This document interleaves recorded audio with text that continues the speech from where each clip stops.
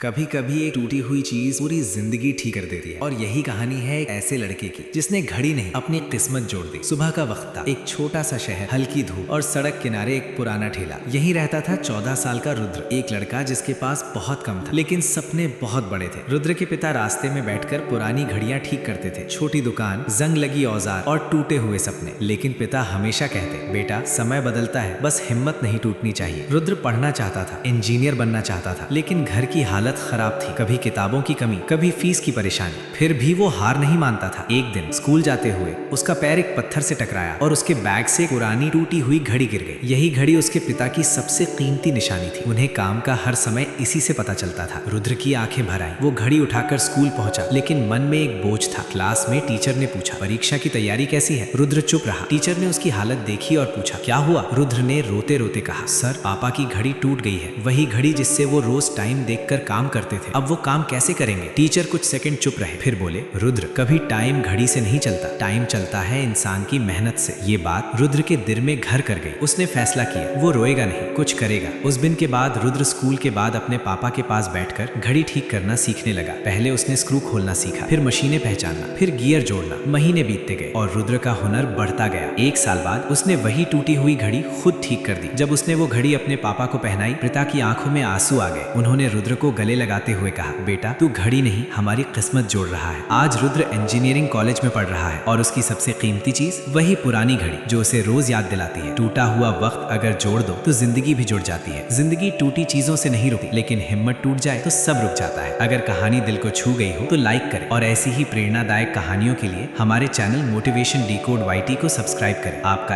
एक क्लिक हमें और बेहतर कहानियां बनाने की ताकत देता है।